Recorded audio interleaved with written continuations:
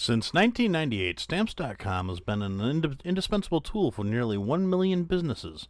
Stamps.com brings the services of the U.S. Postal Service and UPS shipping right to your computer. Whether you're an office sending invoices, a side hustle Etsy shop, or a full-blown warehouse shipping out orders, Stamps.com will make your life easier. All you need is a computer and a standard printer. No special supplies or equipment. Within minutes, you're up and running, printing off official postage for any letter, any package, anywhere you want to send. And you'll get exclusive discounts on postage and shipping from USPS and UPS.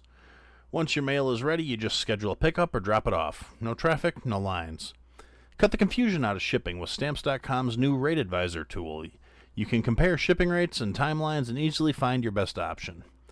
Save time and money with Stamps.com. There's no risk, and with my promo code POD, that's P-O-D, you get a special offer that includes a 4-week trial plus free postage and a digital scale.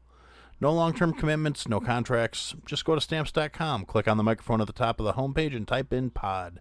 That's Stamps.com, promo code POD.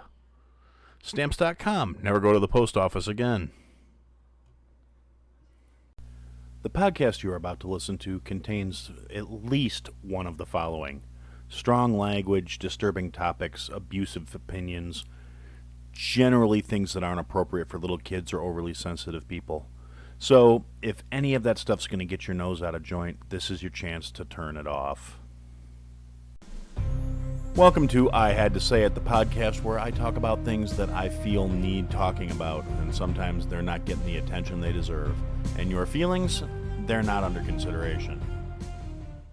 Hey everybody, welcome to another episode of I Had to Say It. We're going to start out this episode with just some housekeeping and a few things I just want to touch on real quick. First and foremost, I would like to say thank you to a very generous listener who gave me a donation through Buy Me a Coffee. Aaron, thank you very much.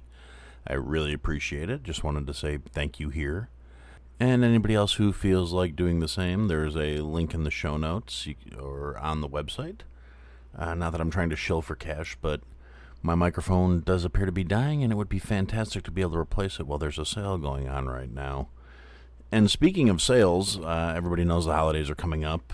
The Black Friday brouhaha will be upon us soon enough. And I just figured this would be a good time to also mention, if you want to look at the merch stores, the TeePublic stores are going to be having sales pretty much every weekend this month. The 10th through the 14th, 16th through the 21st, 23rd through the 30th. They're going to be doing $13 t-shirts and 35% off everything else site-wide. So if you do decide you want to support the show and buy some merchandise, they got tumblers and coffee cups and t-shirts and all kinds of stuff on there. Everything's going to be on sale pretty much every weekend this month. So if you want to get some Christmas presents for friends you like, stickers for you to go out and do random shenanigans with and slap on things, or if you just want to do something to support the show, that's a good way to do it. Like I said, everything's going to be on sale. It's a good time to pick stuff up. So yeah, and the last thing I want to do is just kind of say over this weekend particularly, we've picked up a few new listeners who have actually engaged with me and talked to me on social media. And just as a reminder, I'm on Twitter and Facebook and Instagram and all that stuff. And again, you can go to the website. The links to everything are there. I had to say it, podcast.com. I keep saying that because it really is the easiest way to get to all the other stuff that the show is related to. There are links for everything. Yeah, so hi guys, welcome. Hope you enjoy the show. Hope you enjoy listening to the back catalog stuff. Thanks for giving the show a chance and making it a part of your routine. If you're enjoying it, tell your friends, tell your family. If you're not enjoying it, tell people you don't like to spite them. So anyway, to get into the actual meat of the episode here, I want to kind of touch on a concept that ties into a lot of what I think and a lot of the things I say. Beyond the fact that a lot of people, I get a lot of feedback of, dude, I was thinking the exact same thing, but I don't feel like I could say that out loud. That's part of the problem. What's going on now is so many people identify with, you need to be saying these things because I feel like I can't. You should never feel like you can't say these things. The only reason that cancel culture and the woke culture and all these people that are trying to generally fuck up the world because they think they know better than everybody else. The only reason they get away with this shit is because we allow it to happen. The vocal minority is bullying and browbeating the silent majority because we're being silent, because we're allowing it to take place. And this shit is fostered and encouraged. And without trying to go too deeply into the tinfoil hat, we are being manipulated. We are being controlled. We are being lied to. And it's being done by the mass media, by the social media. It's the key thread here is the media. And these are the people empowering woke culture, empowering cancel culture, because it serves their purposes. Not because it's doing any greater good for the planet, not because it's making humanity in general a better thing, but because it serves their purposes and their ambitions and their drives. Now, I can hear you saying, Aaron, what's got you going off on this tangent again? Well, the wokies are at it again, and they are irritating me. And this time it's due to Aaron Rodgers, the quarterback from the Green Bay Packers, who recently came out. He's got COVID. And they're already trying to come for him, trying to say, oh, well, you didn't get your vaccination, and you're inconsiderate, and you're jeopardizing everybody else, and woo, woo, woo, woo, woo. And they're coming after this guy, and he's already pretty much flat out said exactly what I would say if I was in a position of being well known and all of a sudden having my personal medical health made into a fucking issue. A, it's none of y'all's business. B, I'm not here to speak for it. You guys are going to try and, make me into something that I have no intention of being for it. And I respect the way the man handled it. He came right out through the gate and said, one side's going to try and raise me up and champion me, and the other side's going to try and demonize me, and I don't give a shit about either one of you. He says he doesn't give a shit about it. It's not a political issue. It's his business, and he's not wrong. He said, I'm not going on Fox News any more than I'm going on CNN. I respect the guy, particularly because of the fact that, yes, he is a celebrity. Yes, he has legions of people that, admire him and hold him up, and he's a good quarterback. I mean, I'm not a Packers fan, but he's a good quarterback. I'll give him his due. And like I said, I respect the guy a lot more now that he's technically in a position where he could be trying to make himself this huge martyr or trying to rally to a cause. And his general stance is that it's his medical choices, his right, his body autonomy, and who is anybody else to judge him or to tell him what is right or wrong? And he doesn't want to be held up as a advocate for one side or the other. He wants everybody to just leave him alone and let him mind his own business and make his own choices. And he's not wrong. I mean, everybody that has listened on a regular basis knows where I stand on this issue. If you're new to the show, you can go check the back catalogs and know where I stand when it comes to things like bodily autonomy. I don't think your government owns your body. I don't think your family owns your body. I don't think your job owns your body. I don't think your church owns your body. I don't think your partner owns your body. I think you own your body, and you have the right to decide what's best for it, and you have the right to decide what you will and will not subject it to. And realistically, a lot of the people that are most vocally opposed to this concept in terms of the Rona and the vaccine which, let's be honest, at this point is still a untested to a degree. There are no long-term effects studies because it has not been around long enough to have long-term results. It's just the simple fact of it. Aaron Rodgers recently released a little video that was addressing the woke mob that's coming for him, and he literally used the term woke mob, and he said a couple of very valid questions. First off, if the vaccine's so great, how come people are still getting sick? How come people are still spreading COVID? How come people are still dying from COVID? Unfortunately, it's the truth. People are still dying. Do I necessarily believe the numbers as they're being reported? No, because if they find COVID antibodies in your system, regardless of any of the morbidity factors, regardless of if you have a heart condition, regardless of how overweight you are, regardless of what other contributing factors there are that could have led to you dying, your cause of death is listed as COVID-19.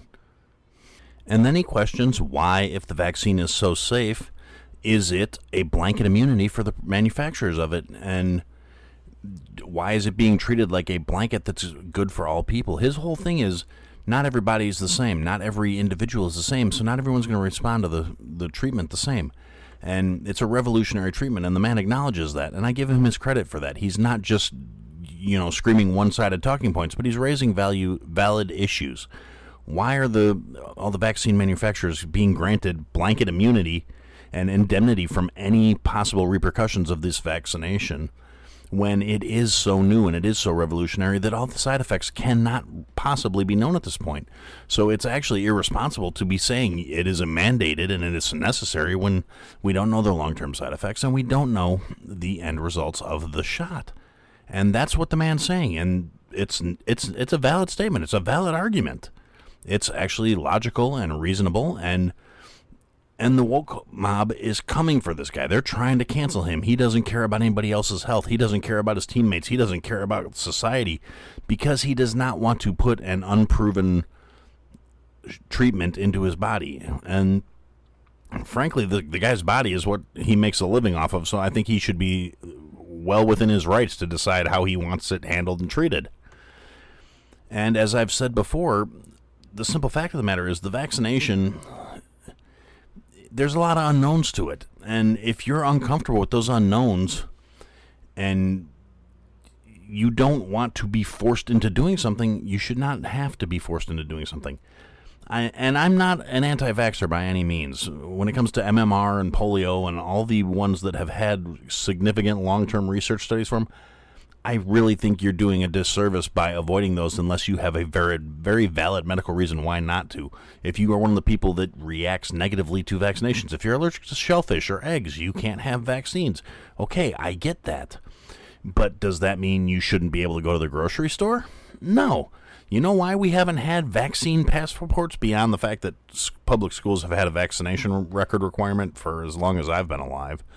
But you know why up until now we didn't need a vaccine passport to go to the store to prove you didn't have the polio vaccine? Because it was working for enough people and it was in enough significant existence to have herd immunity, where it was not, you didn't have to really worry about catching polio on your trip to the grocery store. And here's the problem I have with the vaccination. Yes, it mitigates your symptoms. It does not, and I've said this so many times, it does not prevent you from spreading the disease. It does not prevent you from catching it. It mitigates your symptoms. Do we know the long-term effects of this mitigation? No, we don't. Does that give people cause to be uncomfortable with the concept? Yes, it does. Is it right for all these assholes that are out here screaming, since you didn't get the vaccination, you don't deserve medical treatment? Fuck no, it does not give people that right. Saying you don't agree in putting something that's still technically in its experimental phases into your body, you don't deserve medical treatment, you're a fucking selfish piece of shit at that point. By and wide, it's all these people that have for years been screaming my body, my choice when it comes to things they agree with. When that body autonomy applies to what they want to do with their bodies, it's their right. And before we have people getting bent out of shape saying, oh, well, he's saying that, he must be okay with this. I've said it before, I'll say it again. I will have the right to weigh in on a woman's body reproductive rights as soon as I grow a pair of fucking ovaries. I have testicles. It's none of my fucking business. So that's for anybody who's wondering, that's my stance on that particular issue. I've said it before. If you're new to the show, if that's going to be what causes you to turn me off, I'm sorry. I really am. But like I said, do I personally agree with, abortion? That's a whole different subject. That's not what we're talking about right now. Other than the fact that we're touching on bodily autonomy and trying to cancel somebody for wanting to maintain that.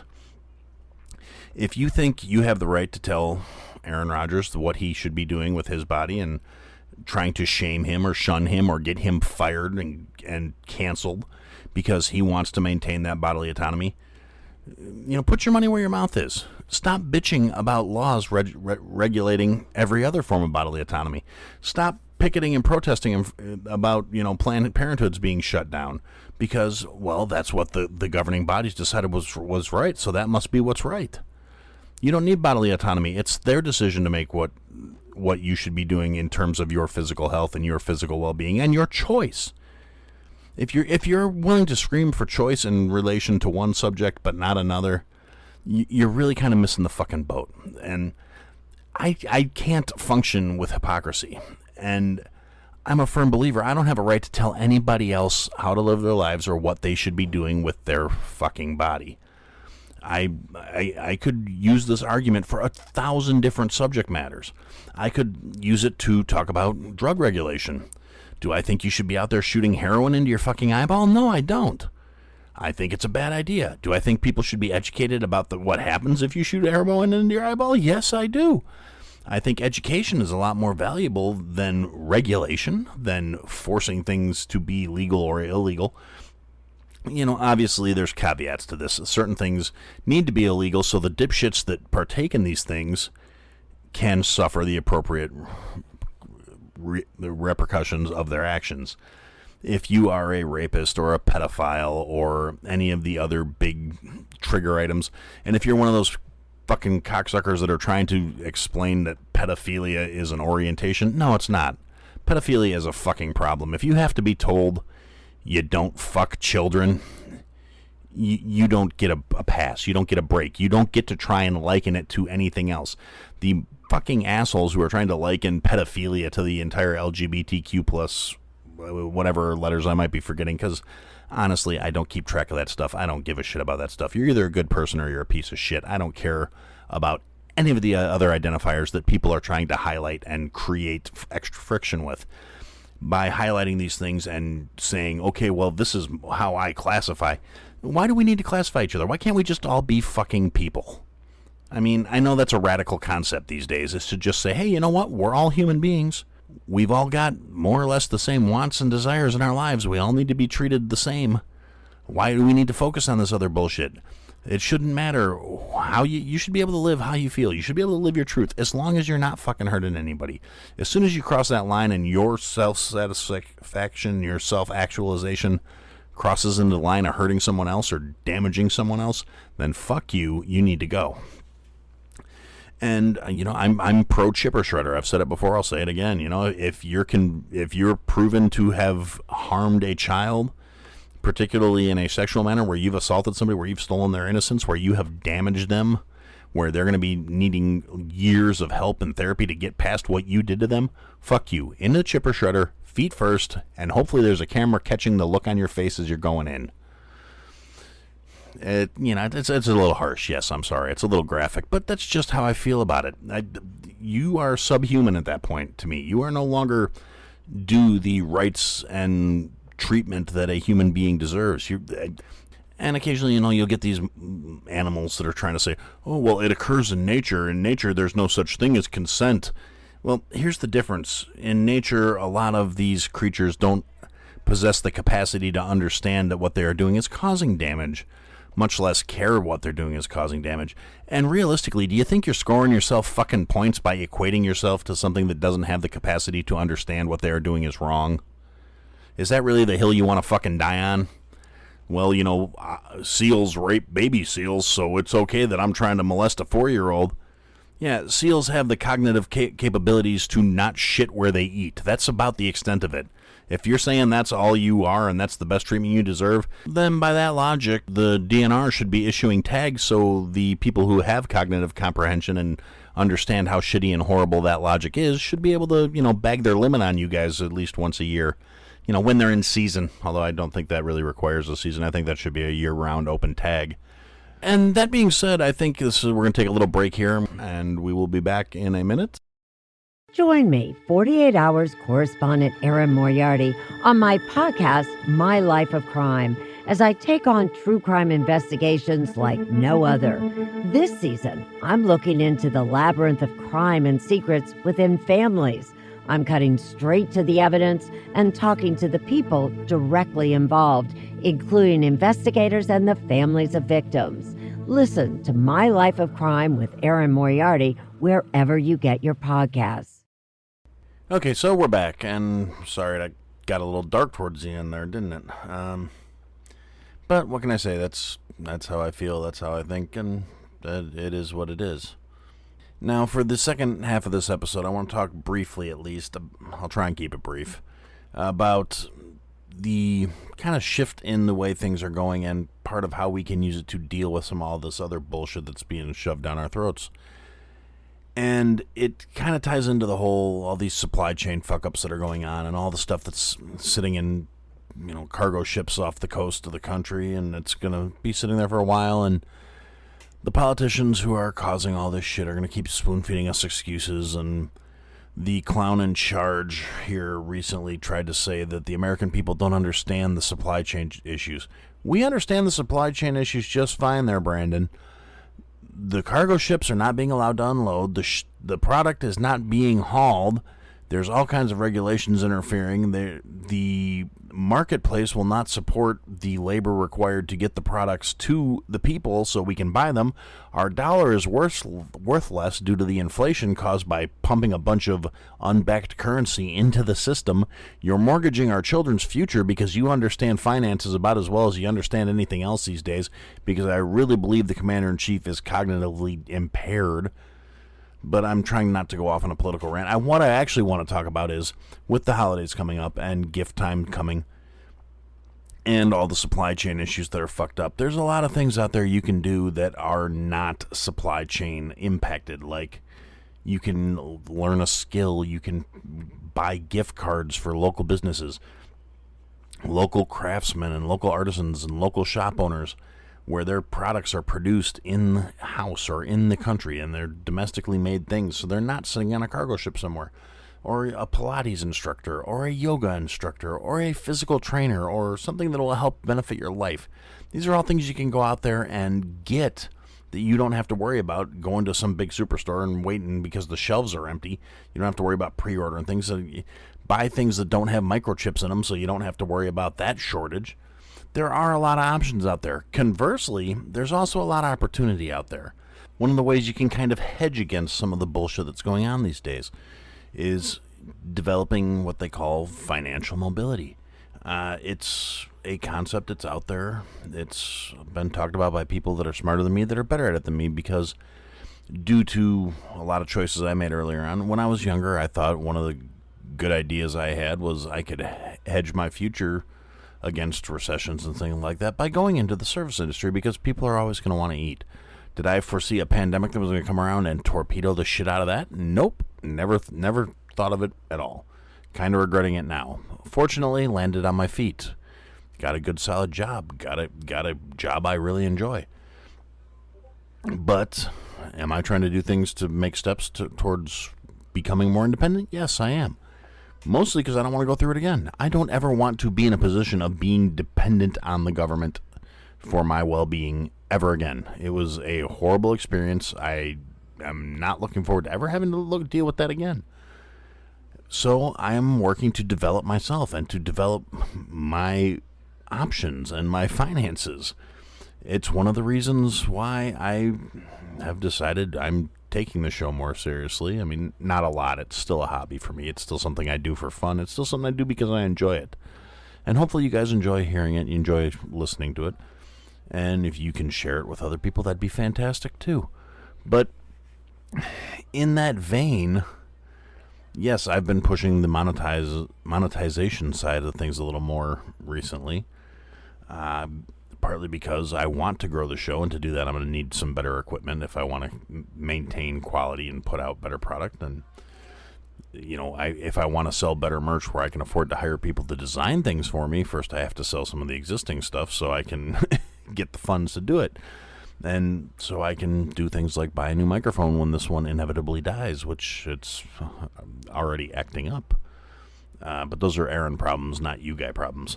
My point of this is you should really look into establishing fiscal independence, and do that by making yourself marketable, making yourself mobile, where you can take your skills and move around with them.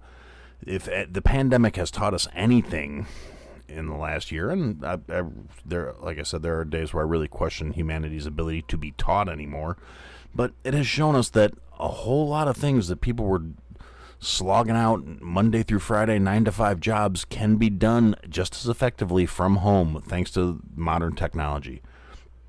A lot of our skill sets translate very readily to working from home now. Anything that involves data entry or processing or form claims or service calls or any of the stuff, a lot of it can be done remotely. It's not like my industry where I have to be there and hands-on to get things done right, to get things to work. There are so many jobs out there, and if you are tech savvy or if you're willing to put in the time and the effort to learn and train yourself, you can become one of those people who doesn't have to go into a building to do their job. You can work remotely. You can work from anywhere you can get an internet signal.